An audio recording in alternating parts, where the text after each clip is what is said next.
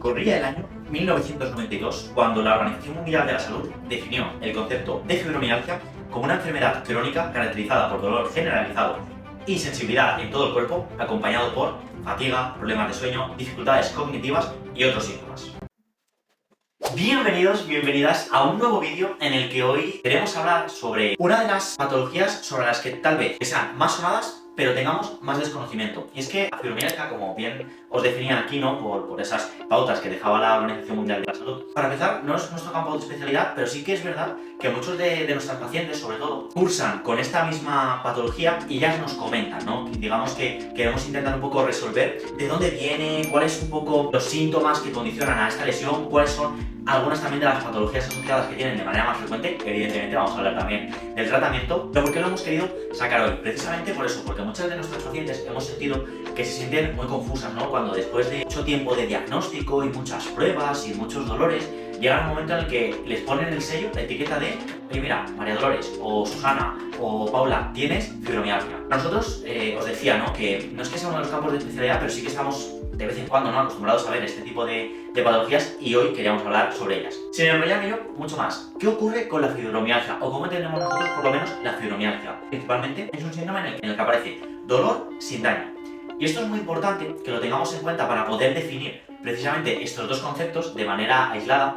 Por un lado vamos a tener el daño, que el daño va a ser siempre algo objetivo que nosotros vamos a poder medir. Cuando un profesional sanitario mide un daño en una estructura, por ejemplo un corte, un golpe, incluso si me apuráis una inflamación, es algo que se va a poder medir.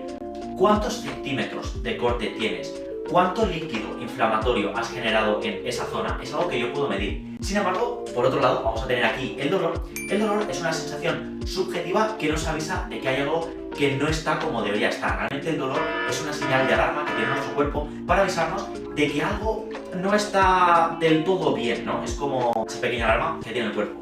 ¿Qué ocurre? Que el dolor como síntoma subjetivo no se puede medir para otros. Una persona puede decir, a mí me duele mucho, pero ¿cuánto es mucho? ¿Me duele 20? ¿Me duele 15? ¿Me duele 40? Es algo que es mucho más complicado. Entonces, cuando aparece ese dolor, esa parte subjetiva, la ausencia de ese daño, es muy complicado explicar al paciente qué es lo que le pasa. Porque claro, él dice, yo lo siento, yo noto que a mí me pasa algo, pero no hay nada que yo pueda coger y decir lo que me pasa es esto. Simplemente, yo tengo un síntoma, tengo este problema y no sé de dónde viene. Por eso la fibromialgia muchas veces es un síndrome complejo por esas pautas, porque encima las causas no son, como todo, no están establecidas. ¿Por qué me duele el cuerpo? ¿Tengo algún tipo de daño? ¿Tengo algún tipo de sobrecarga? ¿Tengo algún tipo de atrofia? ¿Tengo algún tipo de...? No ocurre. No obstante, el dolor es real, ¿vale? Esto es muy importante recalcarlo, porque muchas de estas pacientes, claro, si tú les planteas un poco cómo es la patología, te dicen ¿y entonces qué me pasa? ¿Que me lo estoy inventando? No, no pasa eso en ningún caso. Y por eso queremos que pues, tuvierais en cuenta cómo se entiende la fibromialgia.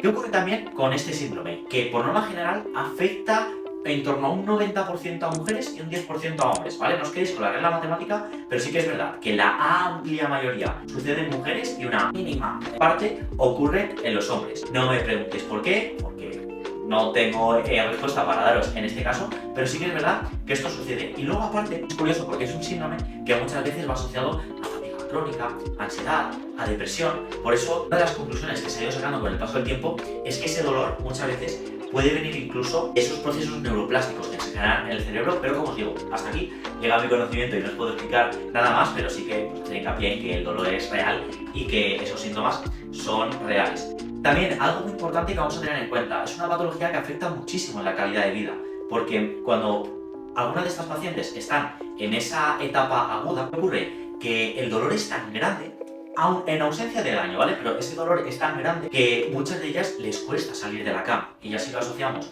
con alguna depresión o con alguno del otro de los síntomas, suelen ser pacientes con la sensación de que han tirado la toalla. Entonces, claro, nosotros como profesionales siempre intentamos aportar todo nuestro conocimiento, pero como siempre el paciente es una pieza clave dentro del tratamiento y hacerle entender qué es lo que le está ocurriendo o cuáles son las posibilidades que le puede estar pasando a su cuerpo son, pues eso, delicadas en muchos de los casos. Entonces, siendo la incapacidad funcional algo bastante llamativo, sí que queremos, pues sobre todo, haceros entender que no estáis rotos o rotas, que no sois personas frágiles. En ese sentido vamos a intentar romper ese patrón para, en la segunda parte que vamos a tener este vídeo, ver cuáles son las cosas que podemos hacer para mejorar en nuestra calidad de vida.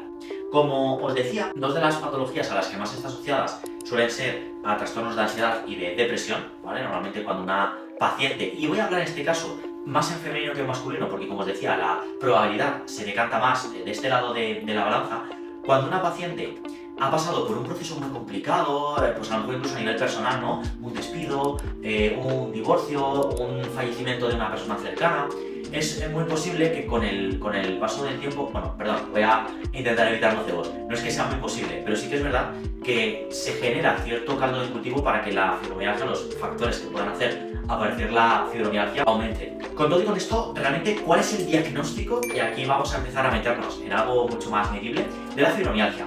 Por aquí vamos a dejaros un mapa en el que se establecen siempre una serie de 18 puntos en los cuales se genera presión sobre el paciente. Si 11 o más de 11 de estos puntos generan dolor sobre los 18 que hay, normalmente se establece que esa paciente tenga fibromialgia.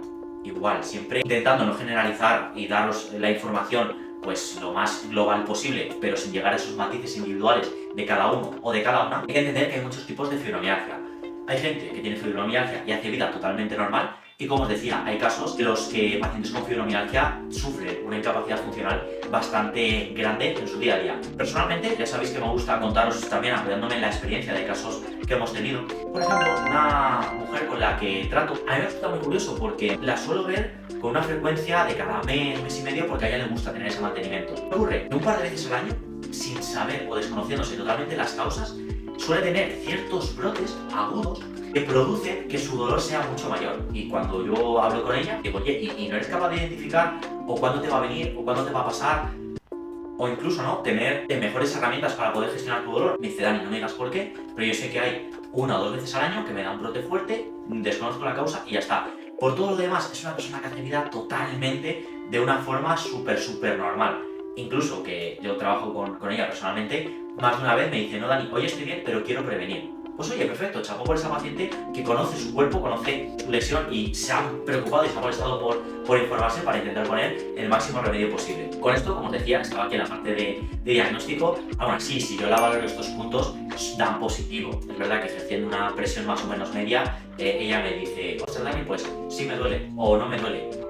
Por norma general, mira, yo puedo identificar que detrás de la rodilla, detrás de la nuca, codos, muñecas, y en la zona lumbar también tiene varios puntos y por eso se entiende que es positiva. Vamos a empezar a meternos ahora en la parte de tratamiento, porque también a raíz de un directo que tuvimos en TikTok, y aquí hago pausa para animaros a que podáis seguir a esta cuenta y a todas nuestras redes sociales, que las tenéis también en el enlace de la descripción, porque vais a ver siempre, ¿no?, que sacamos información sobre diferentes patologías o lesiones, y hombre, es al menos interesante, si alguna de estas coincide con la que tienes tú, que puedas aprender un poquito más sobre ella. Como os decía, en este directo de TikTok os quise dejar 4 pilares de tratamiento para esta patología. Por un lado, vamos a tener siempre el tratamiento farmacológico. No depende de nosotros, depende del médico, pero sí que es el primero que va por delante, porque además cuando sufrís este proceso, os hacen el diagnóstico y tenéis todo esto presente, yo lo que os suele decir, perfecto, pues te voy a mandar una serie de ansiolíticos para trabajar esas patologías asociadas como pueden ser la ansiedad o la depresión, y eso es verdad que tiende a ayudar a que los síntomas de dolor bajen.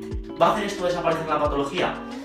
No siempre hace desaparecer la patología, porque al final no deja de tener un poco ese componente degenerativo, pero sí que es verdad que nos va a ayudar a controlarla, ¿vale? Tenemos que empezar también un poco a pensar, en vez de hacer desaparecer la patología, a que nosotros la podamos controlar. Os vuelvo a recordar el caso de esta paciente que tengo, que ella tiene muy buena gestión sobre su tratamiento, sobre su patología, y de vez en cuando, 1 o 2 veces al año, se le escapa de las manos, porque no todo es tan controlable. Pero bueno, como primer pilar fundamental, tratamiento farmacológico, todos esos ansiolíticos, antidepresivos, analgésicos, antiinflamatorios, van a intentar mitigar por lo menos los síntomas en el corto plazo. De aquí vamos a pasar al tipo de tratamiento número 2, que tampoco nos compete a nosotros, pero creemos que es importante que lo podáis tener en cuenta, que es el tratamiento psicológico. Volvemos a asociarlo a esa ansiedad, a esa depresión, y aquí evidentemente pues los fisioterapeutas no llegamos a esa parte, aunque sí que es verdad que contamos también por eso con el equipo de psicología. Si os interesa, pues bueno, tenéis toda la información en la descripción, pero van a ser ellos quienes os doten de herramientas para que vosotros podáis controlar esa ansiedad y esa depresión, porque al final también esas patologías asociadas funcionan como catalizadores del dolor. Si yo estoy en una época de mi vida más tranquila, no voy a generar tanto ese cortisol, esa hormona del estrés. Si estoy a lo mejor un poquito más feliz o he hecho actividad física o le meto otra serie de componentes dentro de la parte psicológica a mi paciente, sé que voy a generar más endorfinas, más serotoninas, y eso me va a ayudar a controlar mucho mejor mi dolor. Un segundo pilar de tratamiento, el tratamiento en psicología, no me meto más en ello. Podéis consultar si queréis pues, con algún profesional cerca de vuestra zona, podéis preguntar a nosotros si os hace falta y os derivamos directamente al equipo de psicología, pero que sepáis también que es muy importante, ¿vale? Muchas de estas patologías, lo óptimo no está en que un profesional te pueda ayudar, sino que te apoyes de varios que van a tener su conocimiento, van a tener su experiencia para ir solucionando los diferentes problemas que al final van a generar la lesión. Ahora sí, me meto en los dos últimos pilares en los que creo que nosotros tenemos mucha más presencia. El rol del fisioterapeuta está mucho más activo. El primero es la educación al paciente, ¿vale? Este sería nuestro pilar número 3. Y dentro de la educación al paciente, para nosotros es muy importante, primero, que vosotros conozcáis acerca de vuestra lesión, que vosotros sepáis un poco cuál es la información que tenemos hoy en día sobre esta lesión, cómo se puede diagnosticar, cuáles son tanto los profesionales directamente relacionados, como el médico, el psicólogo, el fisioterapeuta, como aquellos indirectamente relacionados o con una relación un poquito menos directa, como puede ser el nutricionista, el entrenador personal, que os podéis apoyar en cada uno de ellos, os decía, para poder mejorar en vuestra lesión. Y todo esto también, muy importante, haciendo hincapié en entender muchas veces los procesos de neurofisiología del dolor. Hoy no me voy a detener en ello porque nos daría para un día completo. De hecho, si te interesa, déjanoslo en los comentarios cuáles son los temas de neurofisiología del dolor que más te gustaría entender. Pero bueno, hacer hincapié muchas veces en cómo funciona nuestro sistema nervioso.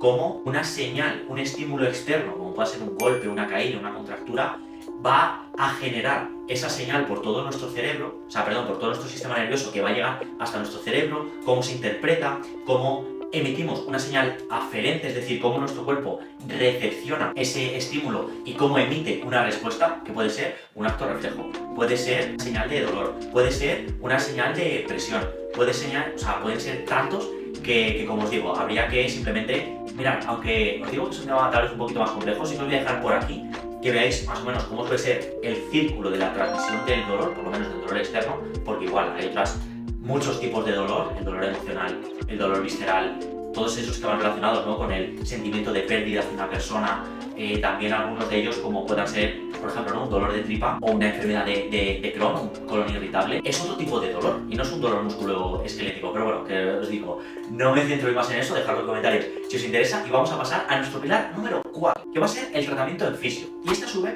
lo voy a dividir en dos, ¿vale? Mejor dicho, en 3. De todas las herramientas que podemos tener en fisio, primero voy a destacaros el ejercicio terapéutico, sin pas, para explicaros por qué quiero recalcar el ejercicio físico como una vía de tratamiento en la fibromialgia. Pues bien, simplemente porque si nosotros hacemos ese ejercicio de fuerza, evidentemente guiado por el profesional correspondiente y adaptado a nuestro momento, porque somos una persona que no está acostumbrada a hacer deporte o que tiene cierto desacondicionamiento físico, primero vamos a tener que trabajar eso y luego ya después haremos ejercicios más específicos de espalda, de hombro, de pierna. Pero aquí, como concepto, como idea, ¿cuál es la importancia de realizar ese trabajo de fuerza, esa serie de ejercicios para mejorar nuestra calidad muscular? Os pongo un ejemplo. Si yo tengo un músculo con 100.000 fibras y de esas 100.000, 30.000, es decir, un 30%, son las que me producen dolor, porque están pues, a lo mejor más atrofiadas, o están más sobrecargadas, o tienen algún tipo de punto gatillo, o tienen lo que sea. De mis 100.000 fibras, esas 30.000 me generan ese dolor. Si yo tengo esa proporción, el 30% de mi músculo, digamos que es patológico, ¿vale? No me gusta específicamente llamarlo así, pero vamos a decir que una de cada 3 partes de nuestro músculo nos genera problemas. Si yo aumento mi tono muscular, mi calidad muscular, y en vez de 100.000 fibras tengo 150.000, por ejemplo, porque me he puesto un poquito más en forma y he querido hacer esas cosas, ya no es el 30% de mi músculo el que me genera ese dolor, sino que ya empieza a ser un 20%. Antes era una parte de cada 3 y ahora es una parte de cada 5. Pues eso nos va a ayudar a gestionar mucho mejor porque, por un lado, voy a tener muchas más fibras sanas para poder desempeñar mi actividad funcional, subir o bajar escaleras, ir a hacer la compra, hacer mi día a día, y por otro lado, la proporción de mis fibras patológicas va a ser menor. Por esto el ejercicio de fuerza, como os digo, guiado siempre con el profesional correspondiente, va a ser clave. Estamos llegando al segundo pilar dentro del tratamiento en fisioterapia, que es ese trabajo en agua, que es muy importante por el tema de los diferentes elementos que puede tener el agua y aplicados al paciente, de verdad los resultados generalmente son bastante buenos. Y sin querer enrollarme mucho más en esto, voy a pasaros a la tercera pata de este bloque de tratamiento de fisioterapia, que sería la terapia manual o el resto de terapias, cupping, Theragun, electroterapia, que van a ayudar a controlar los síntomas de nuestros pacientes. Es verdad que toda esta batería de tratamientos que podemos tener dentro del servicio en fisioterapia es interesante sobre todo, primero, para reducir a corto plazo, ¿vale? Si tengo un dolor puntual en la espalda, pues bueno, puede ser interesante hacer esa osteopatía o esa terapia manual en la espalda, pero luego para poder ser capaces de controlar nuestros síntomas a medio y largo plazo es donde vuelvo a radicar la importancia del trabajo en agua, del trabajo de fuerza, de trabajar con el psicólogo, de los tratamientos, por ejemplo, también farmacológicos para evitar que esos síntomas se nos disparen, pero con estos 4 pilares fundamentales: tratamiento farmacológico, tratamiento en psicología, educación al paciente y tratamiento en fisioterapia, seguro que ya tenéis un amplio abanico de nuevas herramientas con las que poder empezar a trabajar. Por mi parte, chicos, nada más, queríamos de verdad darle la importancia a este tema que tenía. Hemos hablado de qué es la fibromialgia, cómo es su diagnóstico, qué patologías tiene asociadas, cómo lo podemos tratar. Si tenéis alguna duda, pregunta, o incluso si veis que tenéis algo que pueda aportar más valor dentro de normalmente el desconocimiento que suele haber sobre esta patología, os invito a que lo dejéis en comentarios. Y por mi parte, nada más. Nos vemos en próximos vídeos. Un abrazo fuerte.